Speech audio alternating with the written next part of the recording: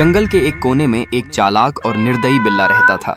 उसके इलाके में कोई भी जानवर कदम रख देता तो वो उसे मारकर गड्ढे में दबा देता। एक दिन एक मासूम खरगोश अपने छोटे छोटे बच्चों के साथ वहां आ गया। बिल्ला ने मौका पाते ही उस पर हमला कर दिया और खरगोश को उसके बच्चों के सामने ही मार डाला। फिर उसे जंगल के गहरे हिस्से में जाकर दफना दिया। खरगोश के बच्चे अपनी माँ को खोकर फूट फूट कर रोए, लेकिन कुछ देर बाद उनके दिल में सिर्फ बदले की आग रह गई। कुछ दिन बाद वही बच्चे बिल्ली के पास आए और मासूम बनकर बोले, हमारी माँ चली गई है, हमें माफ कर दो। फिर वह उन्हें अपने घर ले आया। बिल्ला की बीवी भी बहुत भोली थी। उसने उन बच्चों को अपने बच्चों जैसा प्यार दिया, खाना खिलाया और अपने पास रखा। एक दिन जब बिल्ला बाहर गया किसी काम से, खरगोश के बच्चों ने उसकी बीवी को सब सच बता दिया। हमारी माँ को तुम्हारे पति ने ही मारा है और उसे जंगल में गड्ढे में दबा दिया है। शुरू में बीवी को यकीन नहीं हुआ, लेकिन जब वो जंगल गई और मिट्टी खोदी तो वहाँ खरगोश का शरीर मिला। घर लौटकर झर निकाला और खरगोश के बच्चों को पकड़ा दिया। आज ही उसका हिसाब पूरा करो। शाम को जैसे ही बिल्ला घर लौटा,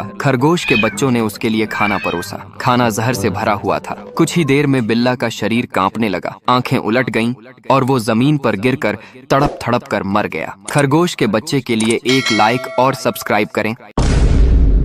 एक लड़की थी जिसका नाम गुनगुन था। गुनगुन के पास दो बिल्लियां थीं, काली बिल्ली और सफेद बिल्ली। काली बिल्ली रोज सुबह चुपचाप खेतों में जाकर अनाज इकट्ठा करती और घर भर देती। सफेद बिल्ली दिन भर आईने के सामने बैठकर म्याऊं म्याऊं करती और घर में इधर उधर घूमकर बस दिखावा करती। लेकिन हर शाम सफेद बिल्ली अनाज की टोकरी के पास बैठकर बोलती, गुनगुन ये सब मैंने लाकर रखा है। गुनगुन समझती रही कि सफेद बिल्ली ही घर का सहारा है। वो रोज सफेद बिल्ली को नहलाकर दूध पिलाती और दुपट्टे में सुलाती। उधर बेचारी काली बिल्ली रोज भूखी रह जाती। एक दिन गुनगुन गांव के मंदिर में चली गई। इस मौके का फायदा उठाकर सफेद बिल्ली ने पूरा घर और अनाज बेच दिया और पैसे लेकर भाग गई। गुनगुन वापस आई तो उसे घर से धक्के मारकर निकाल दिया गया। तभी अचानक काली बिल्ली लौट आई। उसके हाथ में बहुत सारे पैसे थे। गुनगुन ने दोबारा घर खरीदा। उस दिन पहली बार गुनगुन को समझ आया कि असली अपना कौन है। फिर किसी ने लाइक और सब्सक्राइब नहीं किया।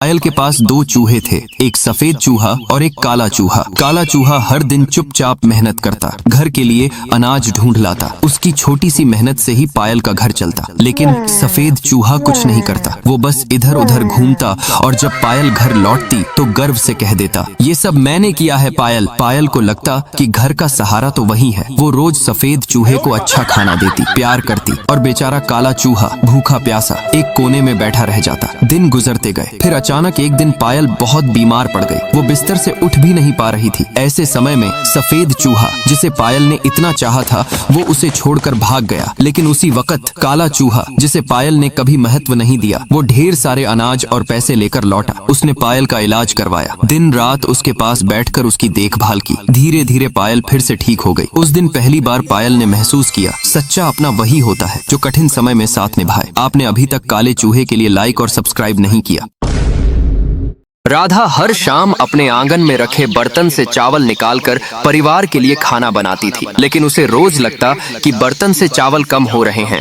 रोज रोज चावल का कम होना उसे अजीब लगा। एक दिन उसने सच्चाई जानने के लिए तय किया कि वह बर्तन के पास छुप जाएगी। जैसे ही रात गहरी हुई, राधा ने देखा कि एक पतली सी बिल्ली धीरे धीरे आई और बर्तन से चावल निकालकर भाग गई। राधा चुपचाप उसका पीछा करने लगी। बिल्ली गाँव के एक पुराने टूटे हुए झोपड़े में पहुंची। वहां जाकर राधा ने देखा कि बिल्ली अपने छोटे छोटे बच्चों को वही चावल खिला रही थी। यह देखकर राधा का दिल पिघल गया। उसे समझ आया कि बिल्ली अपने भूखे बच्चों के लिए चोरी कर रही थी। कुछ दिन बाद गांव में तेज बारिश हुई और सैलाब आ गया। झोपड़ी टूट गई और बिल्ली अपने बच्चों के साथ पानी में बहने लगी। राधा दौड़कर गई और उन्हें अपने घर ले आई। उस दिन से राधा रोज अपने चावल में से थोड़ा सा हिस्सा बिल्ली और उसके बच्चों के लिए अलग निकाल देती थी। फिर बिल्ली रोने लगी, क्यों लाइक सब्सक्राइब नहीं किया थी।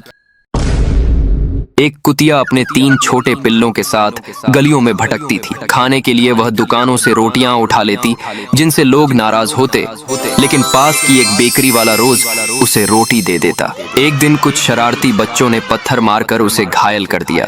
तभी वहां से सिया नाम की लड़की गुजरी। उसने बच्चों को रोकते हुए कुतिया को अपनी गोद में उठा लिया और डॉक्टर के पास ले गई। इलाज के बाद कुतिया धीरे धीरे ठीक होने लगी। सिया ने अपने घर के आंगन में उसके लिए एक छोटा सा घर बना दिया और रोज दूध रोटी देने लगी। पिल्ले अब स्वस्थ और चंचल होकर खेलने लगे। सिया को लगता था जैसे उसने सचमुच एक परिवार को नया जीवन दे दिया है। फिर लाइक सब्सक्राइब नहीं किया।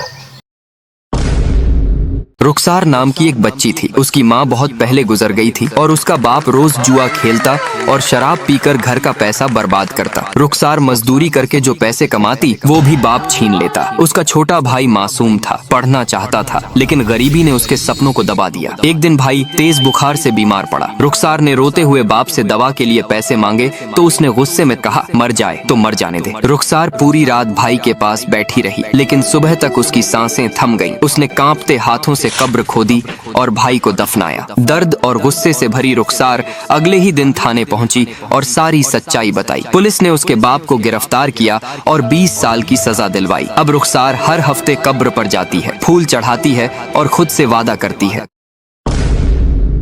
गांव की एक टूटी फूटी झोपड़ी में एक माँ अपनी छोटी बच्ची के साथ रहती थी। गरीबी इतनी थी कि कई बार माँ भूखी सो जाती, लेकिन बच्ची की प्लेट कभी खाली नहीं रहती। दिन रात मेहनत करती माँ बस एक ही ख्वाहिश रखती थी, मेरी बेटी पढ़ लिख कर बड़ी इंसान बने। लेकिन किस्मत को कुछ और ही मंजूर था। एक रात पूरे गाँव में अचानक आग लग गई। लोग अपनी जान बचाने के लिए भाग रहे थे। हर तरफ चीखें, धुआं और अंधेरा ही अंधेरा था। माँ ने बच्ची को सीने से लगाया और जलती हुई झोपड़ी से बाहर निकलने लगी, लेकिन तभी भारी लकड़ी का दरवाजा गिर पड़ा। रास्ता बंद हो गया। बच्ची डर से कांप रही थी। माँ, हम मर जाएंगे क्या?